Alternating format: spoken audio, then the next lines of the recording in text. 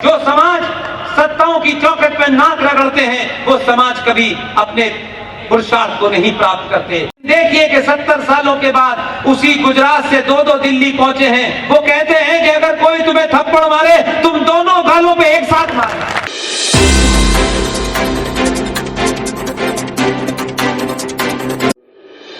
सरकारों से भीख मत मांगिए, सरकारों को सनातनी अपनी सामूहिक शक्ति का प्रदर्शन करिए। मैं मानता हूं जिस दिन सनातनी हिंदू अपनी सामूहिक शक्ति का प्रदर्शन करेगा, सत्ता आपकी चौखट पे नाक रगड़ के पूछेगी, बताओ हमें तुम्हारे लिए क्या करना है। सत्ताओं को अपनी चौखट पे झुकाने की शक्ति रखिए। जो समाज सत्ताओं की चौखट पे नाक रगड़ते हैं वो समाज कभी अपने पुरुषार्थ को नहीं प्राप्त करते। अपने हीरोज को, मैं किसी व्यक्ति विशेष का नाम नहीं लेता और व्यक्ति विशेष परमानेंट नहीं है, इसी समाज में बड़े बड़े पुरुषार्थी मौजूद हैं। अपने नैरेटिव को बदलिए, अपना हीरो वो चुनिए जो वर्तमान चुनौतियों का सामना वर्तमान हथियारों से करे। ऐसा ना हो सिर्फ नारेबाजी चलती रहे।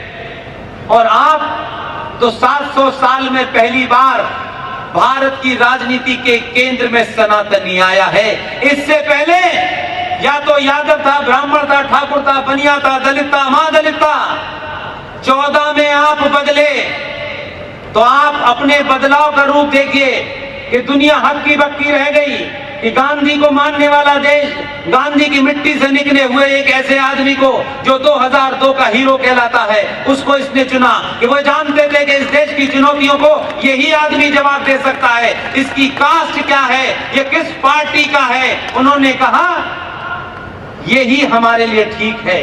और भारतीय राजनीति में जब सनातनी आया तो पता है क्या हो रहा है?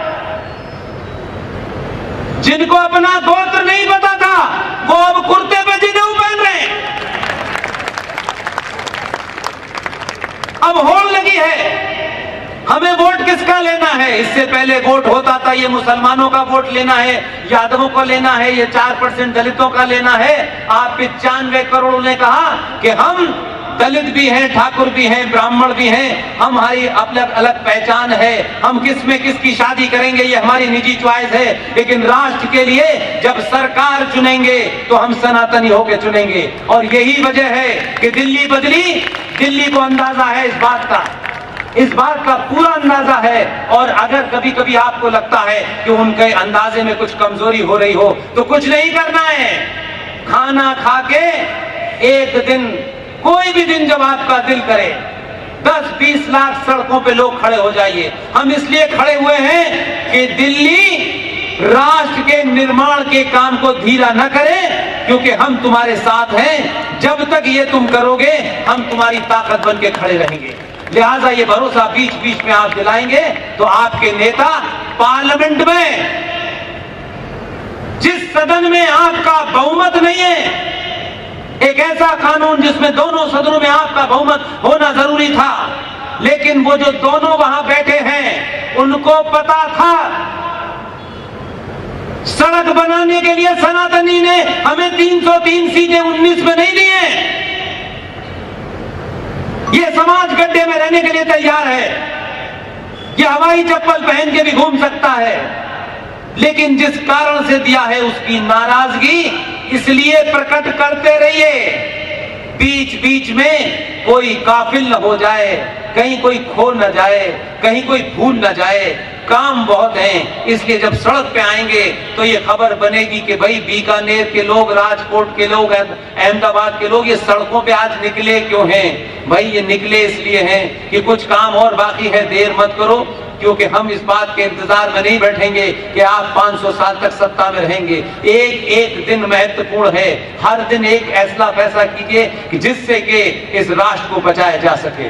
लिहाजा आप सिर्फ इतना ही करना है, न गाली देनी है, न मारना है, न किसी को कुछ कहना है। सरकारें होती हैं, सरकार पे जो बैठेगा उसको वो नियम कानून मानना होगा। लेकिन मैं ये मानता हूं कि अगर आप जाग जाएंगे तो फिर मैं मानता हूं कि इस देश में बहुत सारे ऐसे काम हैं जो बहुत धीरे धीरे चल रहे हैं, उनको भी तेज करना है। मैं आप सबको इसलिए भी आह्वान करना चाहता हूं कि आपके शहर में, आपके राज्य में एक शहर है कोटा। कोटा की क्या खास बात, क्या महत्वपूर्ण बात है कोटा की जो मैं कहना चाहता हूं? कोटा में जिस आदमी को लोकसभा में भेजा है वो लोकसभा का स्पीकर है, आप ही के राज्य के शहर के हैं। मेरी जितनी भी ताकत, जितना भी सामर्थ्य था, मैंने कान तक बात पहुंचा दी। बात अच्छी लगी उन्हें। 26 नवंबर 1950 को हमारे यहां संविधान दिवस मनाया जाता है, हर साल मनाया जाता है, इस साल भी मनाया जाएगा। और आपकी भूमिका क्या होना चाहिए? मैंने अपना मैसेज ऐसे मंचों से पहुंचाया, मुझे पता चला कि उन्हें मिल गया है। उन्होंने संविधान की जो मूल प्रति है उसका रेप्लिका छपवा दिया है।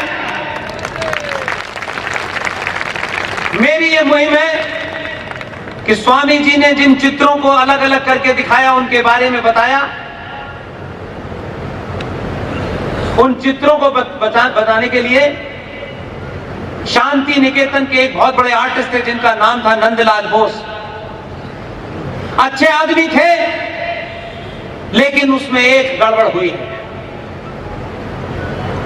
फूल वाले चचा ने अपनी बेटी को कुछ सीखने के लिए नंदलाल बोस के पास भेजा और नंदलाल बोस चचा से थोड़ा सा कुछ ज्यादा इंटरेस्ट। इन 22 चित्रों में फूल वाले चचा ने दखल दिया है, इसलिए 2 पाप हो गए हैं इसमें। लेकिन मैंने कहा 22 में से 20 में कम से कम सनातन भारत नजर आता है, तो हम 2 पापियों को भी बर्दाश्त कर लेंगे। इसी संविधान में जिसने सनातनी हिंदुओं को समाप्त करने के लिए अपनी तलवार पे ये लिखवाया था, उस मक्कार इस्लामिक जिहादी टीपू सुल्तान की भी तस्वीर है, जिसे आप गंगा जमुना तहजीब का ठेका देकर बैठे हुए थे, जिसने जोधाबाई से शादी कर ली थी, जिसने एक अलग से मजहब चलाया था, दीन इलाही। हम उसे महान सेकुलर मानते हैं, लेकिन उसी मक्कार इस्लामिक रूलर अकबर ने प्रयागराज राम का नाम बदल करके अल्लाहाबाद रखा था। उस मक्कार की भी तस्वीर इसमें है। तब भी हम खुश हैं कि उसमें छत्रपति शिवाजी भी है, भगवान राम भी हैं, कृष्ण जी भी हैं। अगर ये तस्वीरें आपको और मुझे पहले से पता होती, स्वामी जी को ना भी पता होती, तब भी भगवान राम हर इस घर में हमारे आदर्श माने जाते हैं। और हमारी ही संतानें, हमारे ही घर परिवार के लोग, अगर हमारे घर में माए बहनें अपनी बेटियों से संवाद करती, पिताजी अपने बेटों से संवाद करते, तो मुझे ये शर्म का दिन आप सबको न देखना पड़ता। और हम आज भी इतने अपने अंदर खोए हुए हैं कि हम बाबर की बात करेंगे, औरंगजेब की बात करेंगे, लेकिन 1990 में भारत भूमि में कश्यप ऋषि के वंशजों में, जहां भारत की सनातन संस्कृति के सारे ग्रंथ लिखे गए, कश्मीर में 2500 कश्मीरी हिंदू पंडितों का नरसंहार हुआ, 5.5 लाख लोगों को भागने पे मजबूर कर दिया गया। हम इतने सोए हुए थे कि 1990 की घटना के लिए हमें एक फिल्म बनानी पड़ी और फिल्म के माध्यम से आपको बताना पड़ा कि कश्मीर में ये हुआ है। ये शर्म की बात है। इसलिए मैं मानता हूं कि आज आप सिर्फ ये जानिए कि आपके पड़ोस में कौन है। अगर यादव जी हैं, शर्मा जी हैं, वर्मा जी हैं, अगर उनके घर पे किसी पागल कुत्ते ने उनको डराने की कोशिश की है, आप सबका सामूहिक जिम्मेदारी है उस घर को इतनी ताकत दें कि जिहादी दोबारा मोहल्ले बना है। उसको ये ना लगे अभी इनको मार लो, शर्मा जी से दोस्ती कर लो, शर्मा जी को मार लो तो ठाकुर साहब से दोस्ती कर लो। ये चंद दिन की जिंदगी जीने से अच्छा है सामूहिक तौर पर इकट्ठे होइए और किसी का प्रतिकार करिए, किसी पे हमला मत करिए, किसी के सामने अपना गाल मत बढ़ाइए, क्योंकि ये फिलॉसफी पढ़ाने वाले 1947, 48, 49 में चले गए हैं। उसी गुजरात ने अब 2 भेजे हैं दिल्ली में। उसी गुजरात के उस लंगोटी वाले ने ये कहा था कि कोई तुम्हारे मुंह पे थप्पड़ मारे तुम अपना गाल आगे कर देना दूसरा। लेकिन देखिए कि 70 सालों के बाद उसी गुजरात से 2 दिल्ली पहुंचे हैं। वो कहते हैं कि अगर कोई तुम्हें थप्पड़ मारे तुम दोनों गालों पे एक साथ मारना। यही बदलाव है। ये किसी को अच्छा नहीं लग रहा, लेकिन ये बदलाव 500 साल तक जिंदा रहना चाहिए। ये आपकी और मेरी जिम्मेदारी है। सिर्फ सरकारों से भीख मत मांगिए, सरकारों को सनातनी अपनी सामूहिक शक्ति का प्रदर्शन करिए। मैं मानता हूं जिस दिन सनातनी हिंदू अपनी सामूहिक शक्ति का प्रदर्शन करेगा, सत्ता आपकी चौखट पे नाक रगड़ के पूछेगी, बताओ हमें तुम्हारे लिए क्या करना है।